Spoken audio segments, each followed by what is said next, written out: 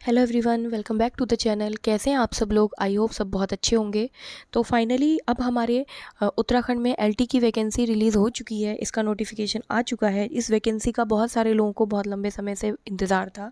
तो फाइनली अब वो वैकेंसी आ चुकी है, उसका नोटिफिकेशन जारी हो गया है। ये नोटिफिकेशन जो है, इसके प्रकाशन की तिथि है 14 मार्च और ऑनलाइन आवेदन करने की जो प्रारंभिक तिथि होगी वो होगी आपकी 22 मार्च और ऑनलाइन आवेदन करने की अंतिम तिथि है आपकी 12 अप्रैल, यानी कि 12 अप्रैल तक आप ऑनलाइन आवेदन कर सकते हैं। और अगर आपको इसमें कोई संशोधन करना है तो उसकी तिथि है 16 से 18 अप्रैल और इसका एग्ज़ाम होगा आपका जुलाई में। किसी भी डेट पे हो जाएगा, अभी कोई डेट आउट नहीं हुई है। इसमें कुल पदों की संख्या है 1544 और ये यूकेपीएससी की वैकेंसी है।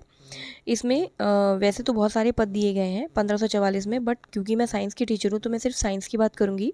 तो साइंस में 200 के आसपास पद हैं, कुमाऊं और गढ़वाल मंडल के मिलाकर, वोमन और जनरल वाले सब मिलाकर। ठीक है, तो इसकी क्वालिफिकेशंस क्या होती हैं ये तो आप लोगों को पता ही होगा, लेकिन फिर भी मैं एक बार क्लियर कर देती हूँ कि इसके लिए हमारे पास बीएससी और बीएड की डिग्री होनी चाहिए।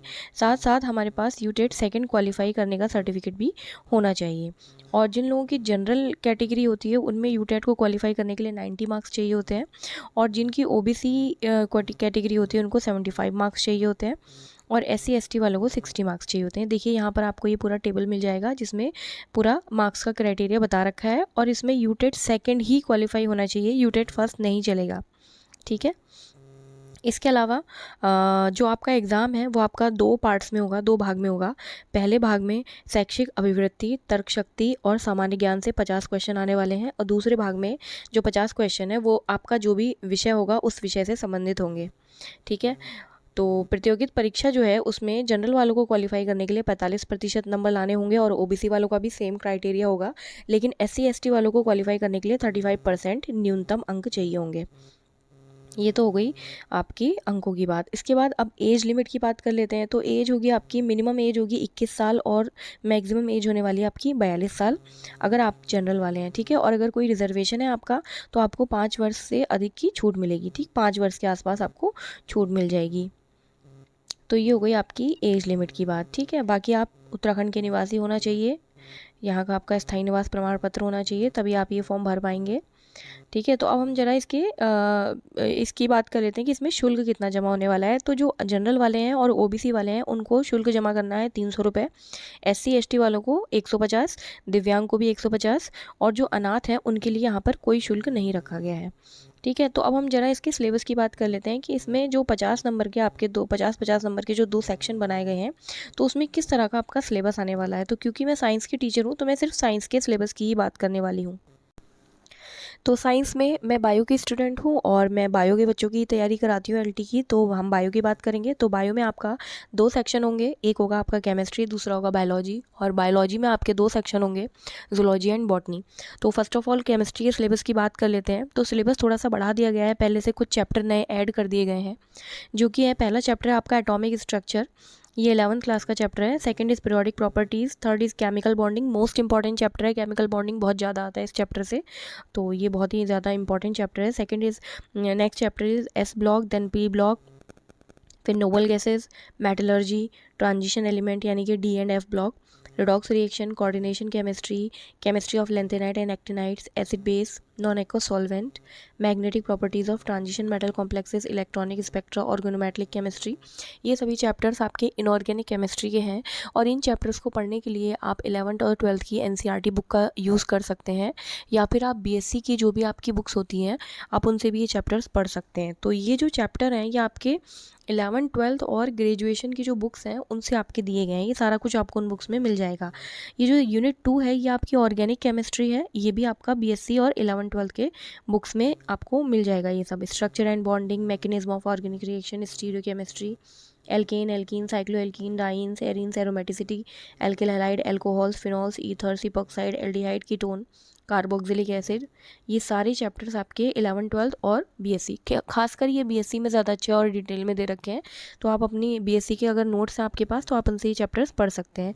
Carbohydrates, nitrogen containing organic compound, ये फर्स्ट ईयर, सेकेंड ईयर और थर्ड ईयर तीनों क्लासेस के आपके जो बीएससी की क्लासेस हैं उन सबका ये मिक्सचर है।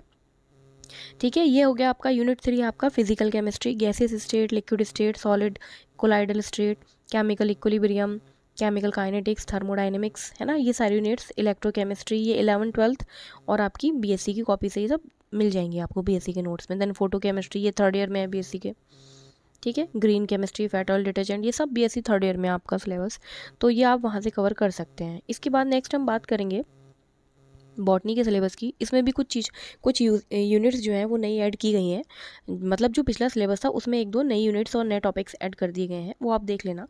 यूनिट्स वही हैं जो पुरानी वाली थी, कुछ टॉपिक्स नए ऐड कर दिए गए हैं, ठीक है। तो ये बायोडाइवर्सिटी जैसे कि एक नया टॉपिक ऐड किया गया, पिछली बार ये बायोडाइवर्सिटी नहीं था, इकोलॉजी और बायोस्टैटिक तो था बट बायोडाइवर्सिटी नहीं था। बाकी सारे चैप्टर्स तो वही हैं पिछले वाले ही। मॉर्फोजेनेसिस एक नया टॉपिक, नया चैप्टर ऐड किया गया है, मॉर्फोजेनेसिस बॉटनी में। इसी की तरह जूलॉजी में भी कुछ नए टॉपिक ऐड किए गए हैं, जैसे कि इवोल्यूशन तो था ही पहले, साइटोलॉजी, मॉलिक्यूलर बायोलॉजी ये सब था पहले। ये एनिमल टिश्यू सिस्टम एक अलग से सेपरेट यूनिट जो दिया है, ये एकदम अलग से इस बार ये नया दिया गया है, अलग से ऐड किया गया है ये। इसके अलावा कॉर्डेट्स, नॉन कॉर्डेट्स, है ना, ये सब बहुत डिटेल में दे रखे हैं इस बार। इम्यूनोलॉजी पहले नहीं था, इम्यूनोलॉजी नया ऐड किया गया है। फिरोमोन्स के बारे में, ये सब नए टॉपिक्स हैं। रिप्रोडक्शन में मेंस्ट्रुअल साइकिल, एस्ट्रस साइकिल, ये नए टॉपिक्स ऐड किए गए हैं। ये आपको 11th 12th की बुक्स में मिल जाएंगे बाय द वे, और नहीं मिलते हैं तो फिर आप मेरे चैनल से जुड़े रहिए। ये सारे टॉपिक्स जो हैं वो मैं अपने चैनल में एक्सप्लेन करने वाली हूँ अपने वीडियोज़ में, ठीक है। इकोनॉमिक जूलॉजी ये नया टॉपिक ऐड हुआ है, ये नहीं था पहले, ठीक है। बायोटेक्नोलॉजी, बायो इन्फॉर्मेटिक्स, बायोस्टैटिक्स, ये सब तो था पहले। तो ये सब आपके बायो के सिलेबस हैं, जो कि आपका जो सेकंड पोर्शन होगा 50 मार्क्स का, उसमें आपका ये सारा कुछ आने वाला है, ठीक है। अब हम बात कर लेते हैं ज़रा पहले पेपर की, पहले सेक्शन की, जो 50 नंबर का, जिसमें पेडागोजी भी आएगा और बाकी चीज़ें भी आने वाली हैं। तो ये है आपका पेडागोजी का जो है सिलेबस। तो ये पेडागोजी के सिलेबस भी बहुत ज़्यादा चेंज कर दिया गया है, काफ़ी चीज़ें नई नई ऐड की गई हैं इसमें। तो फर्स्ट ऑफ ऑल तो इसमें म्यूचुअलिज्म, नेचुरलिज्म, पैराग्मेटिज्म, है ना, रियलिज्म, प्लेटो, अरिस्टोटल, रूसो, इन सब की जो लाइफ हिस्ट्री है ना वो ऐड कर दी गई है, जो कि पहले नहीं थी यूनिट 1 में। तो यूनिट 1 एकदम से बिल्कुल न्यू ऐड किया गया है। जो बीएड का सिलेबस था सारा का सारा वही उठा के दे दिया गया है आपका। और यूनिट 2 में आपसे पर्सनैलिटी डेवलपमेंट, किस तरह से आप अपनी पर्सनैलिटी को डेवलप करोगे, Pavlov experiment, Piaget, Skinner and Thorndike experiment, ये सब दिया गया है। गाइडेंस काउंसलिंग के बारे में, टीचर्स का क्या रोल होता है, बच्चों का स्ट्रेस कैसे दूर करते हैं, उनको कैसे क्रिएटिव बनाया जाता है, उनकी कौन कौन सी प्रॉब्लम्स होती है जिनको टीचर्स जो हैं वो दूर कर सकते हैं, उनके एवेल्यूएशन के कौन से टेस्ट होते हैं, है ना, ये सारा तो ये पढ़ा हुआ है। ये यूनिट पहले पढ़ चुके हैं, पहले आ चुके हैं, but first unit new add हुआ है बिल्कुल। थर्ड यूनिट ये भी आपका नया ऐड हुआ है। एजुकेशनल टेक्नोलॉजी क्या होती है, कौन कौन सी नई टेक्नोलॉजी ऐड हुई है ना, और OHP के बारे में डिटेल में। अभी तक तो हमने सिर्फ पढ़ा था कि ये होते हैं, लेकिन अभी आपको डिटेल पढ़ना है। SST क्या होता है, SSST क्या होता है, ICT क्या होता है ना, ये नई नई चीज़ें यूज़ हुई हैं। कुछ नए नए टूल्स जो आजकल यूज़ कर रहे हैं, कुछ नए लर्निंग प्रोग्राम, जैसे प्रज्ञाता क्या है ना, दीक्षा क्या है, तो ये नई चीज़ ऐड हुई है। लर्निंग प्रोग्राम क्या है, ज्ञान दर्शन क्या है, एड्यूसेट क्या है। उसके बाद है नेक्स्ट यूनिट, यूनिट 4।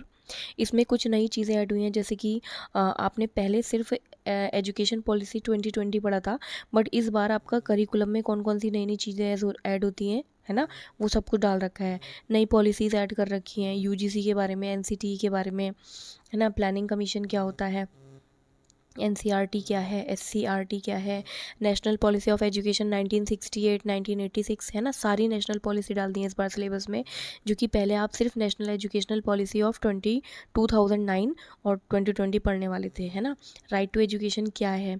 उसके अलावा जो पहले लेक्चरर में आपने कुछ आयोग पढ़े थे, वो इस बार LT में भी डाल दिया, जैसे कि मुडालियर आयोग, कोठारी आयोग, सर्व शिक्षा अभियान क्या है ना, राष्ट्रीय माध्यमिक शिक्षा अभियान क्या है, रमसा क्या है, तो इस तरह से निष्ठा क्या है, इस तरह से कुछ नए नए टॉपिक्स ऐड किए गए हैं। तो सिलेबस को बहुत ज़्यादा वास्ट कर दिया गया है इस बार। एक और चीज़ हम देख लेते हैं कि इसमें कुछ सेकंड पार्ट भी है, मतलब जो आपका 50 मार्क्स का पहला पार्ट हो। इसके अलावा फर्स्ट सेक्शन में भी आपके 2 सेक्शन होने वाले हैं, जिसमें पहले सेक्शन में तो हमने बता दिया कि पेडागोजी आने वाला है और उसका क्या सिलेबस होने वाला है, लेकिन सेकंड सेक्शन अब हम डिस्कस करने वाले हैं। तो सेकंड सेक्शन में आप नॉन वर्बल एबिलिटी के बारे में पढ़ेंगे। सीरीज़, काउंटिंग, फिगर वगैरह आएगा इसमें, अल्फ़ाबेटिकल टेस्ट, कोडिंग, डिकोडिंग। इसके अलावा जनरल नॉलेज आने वाला है। जनरल नॉलेज में आपका उत्तराखंड और इंडिया दोनों के GK पर आधारित क्वेश्चन होंगे, जिसमें उत्तराखंड में मोस्टली क्वेश्चन आएंगे आपके उत्तराखंड के हिस्ट्री पर, उसके ज्योग्राफी पर, मेडिवल और मॉडर्न हिस्ट्री, एंशियंट हिस्ट्री, सब कुछ आने वाला है उत्तराखंड के बारे में, तो उसको अच्छे से पढ़ लें।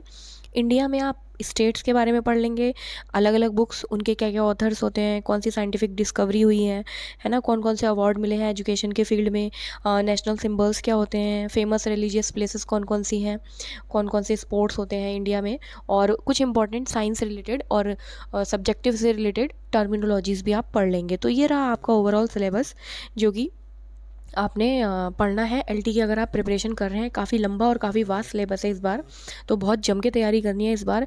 बहुत ज़्यादा टाइम देना पड़ेगा आपको अपनी तैयारी के लिए, और जिन लोगों ने प्रीवियसली तैयारी कर भी रखी है अभी उनको भी बहुत ज़्यादा पढ़ना है, क्योंकि सिलेबस में बहुत सारे चेंजेस भी हो गए हैं। तो जिन लोगों को एलटी की तैयारी करनी है वो हमारे चैनल से जुड़ सकते हैं। हमारे चैनल को लाइक, शेयर और सब्सक्राइब करना ना भूलें, और अगर मेरी वीडियो अच्छी लगती है तो प्लीज़ अपने दोस्तों के साथ भी इसको शेयर करें, हमारे चैनल को सपोर्ट करें। और जिन लोगों को तैयारी करनी है मेरे चैनल से जुड़े रहें, क्योंकि आगे आने वाले टाइम में भी मैं एलटी से रिलेटेड बहुत सारी वीडियोस अपलोड करने वाली हूँ। तो प्लीज़ प्लीज़ प्लीज़ मेरे चैनल को लाइक, शेयर और सपोर्ट ज़रूर करें। Thank you so much.